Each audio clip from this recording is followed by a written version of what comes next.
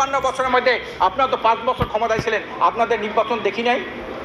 কিভাবে নির্বাচন করেছেন? নির্বাচন করার পরে আমরা ক্ষমতায় ছিলেন না, ক্ষমতায় যাওয়ার পরে কি করেছেন? বাংলাদেশের দুর্নীতিতে 5 বার বিশ্ব চ্যাম্পিয়ন আপনারা বানিয়েছেন না? এখন আবার আপনারা কি করেছেন? আপনাদের সেই 5ই আগস্টের পরে যে আপনাদের গ্রহণযোগ্যতা ছিল মানুষের, এখন কি তা আছে? আজকে তলানিতে থেকে গেছে। চাঁদাবাজি, দখলবাজি থেকে শুরু করে নিজেরা নিজে হত্যা করেন। প্রায় 60-70 জন মানুষ নিজেরা আপনার চাঁদাবাজির জন্য, দখলবাজির জন্য আপনার হত্যা করেছেন। ইউনূস সাহেব হলো ভারতের জন্য সবচেয়ে বড় গলার কাটা। কোনো দল ভারতের গলার কাটা না। তা চিন্তা করে এক লেনদুব দর্জিকে ছড়াইছি, আর নূতন যে আসবে সে আগে তাকে আবার লেনদুব দর্জি বানাবো। এই ইউনূসকে, ডক্টর ইউনূস সাহেবকে সরানোর জন্যে নির্বাচনটা জিকির উঠছে। নির্বাচনে দেশের জনগণ, পরিষ্কার অধিকাংশ জনগণ তারা সংস্কার চায় আগে, আওয়ামী লীগের বিচার চায় আগে, তারপরে সংসদ নির্বাচন চায় আগে। অধিকার কেউ কাউকে দেয় না, অধিকার আদায় করে নিতে হয়।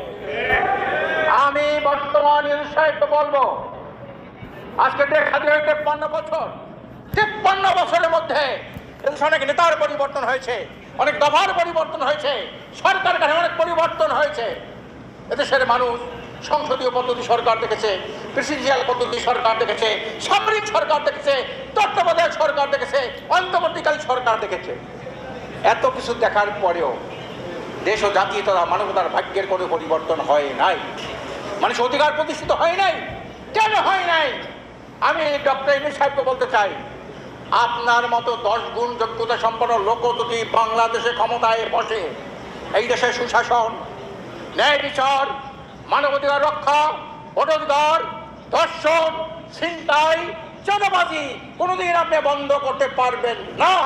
যতদিন পর্যন্ত এই ব্রিটিশের রেখে যাওয়া আইন পরিবর্তন করে একমাত্র মানবাধিকারী সর্বকালের সর্বশ্রেষ্ঠ আইন যেটা হলো ইসলামী শরিয়া আইন, এই শরিয়া আইন যতদিন পর্যন্ত এই জমিনে বাস্তবায়ন না হবে, ব্রিটিশের পাশ্চাত্য, আমেরিকার, ভারতের আইনের মাধ্যমে আপনি মানবাধিকার রক্ষা করতে পারবেন না।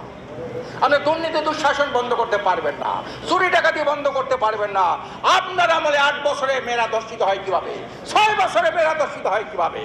কেন আপনি পারেন না?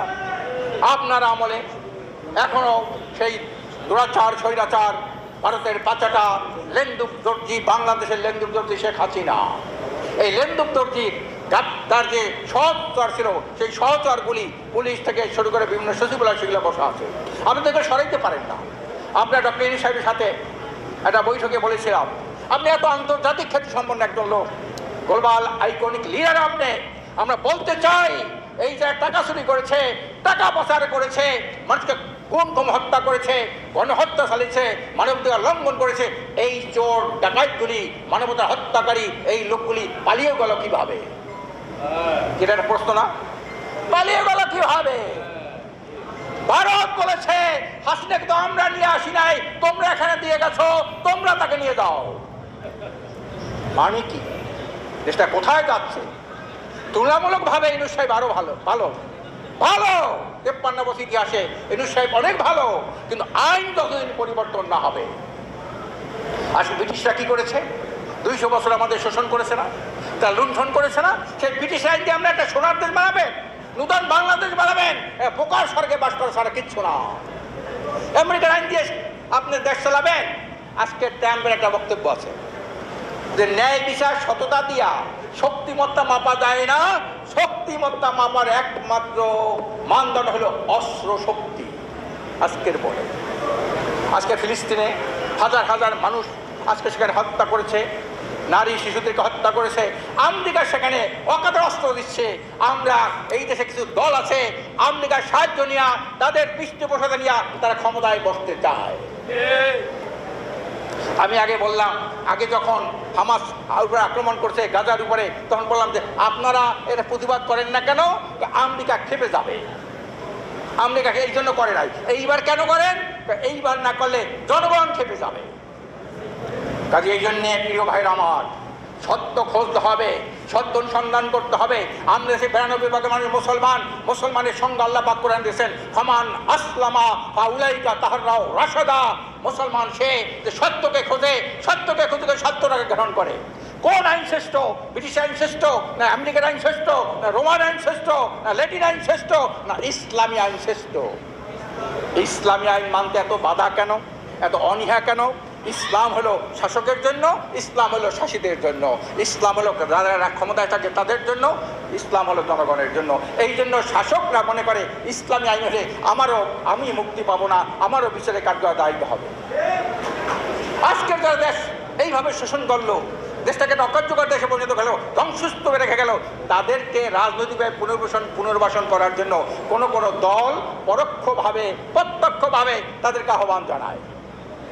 আজকে তারা ভারতের ভাষায় কথা বলে।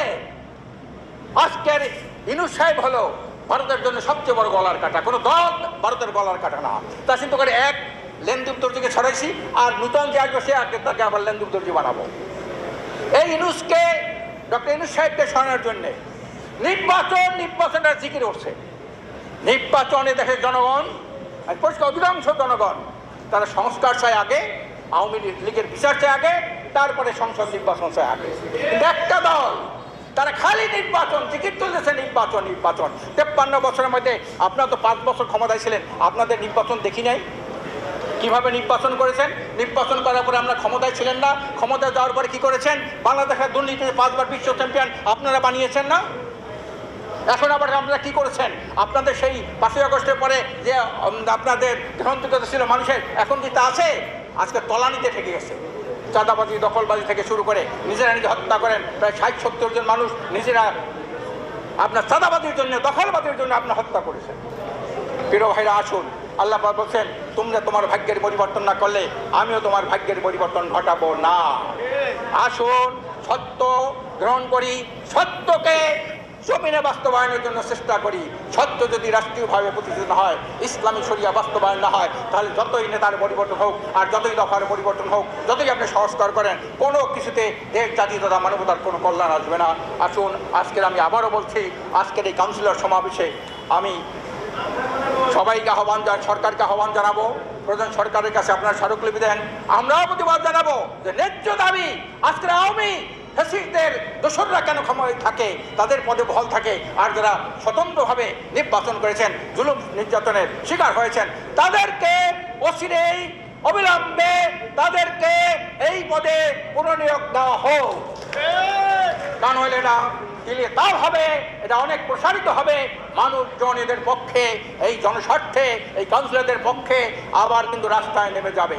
সংগ্রামী ভাইরা আমার, আসুন আমরা এই মজলুমের পক্ষে, আজকের যেসব ভাইরা বসেন তারা মজলুম, এই মজলুম মানুষের পক্ষে একজন ইমানদার দেশপ্রেমিক মানুষের থাকে একান্ত কর্তব্য। আমরা ইসলামী আন্দোলনের পক্ষ থেকে আমরা মজলুমের পক্ষে আছি। আমরা যারা জুলুমের শিকার, এই জুলুমবাজদের আমরা পতন চাই, মজলুমের অধিকার প্রতিষ্ঠা চাই। আমা তৌফিকি ইল্লা বিল্লাহ।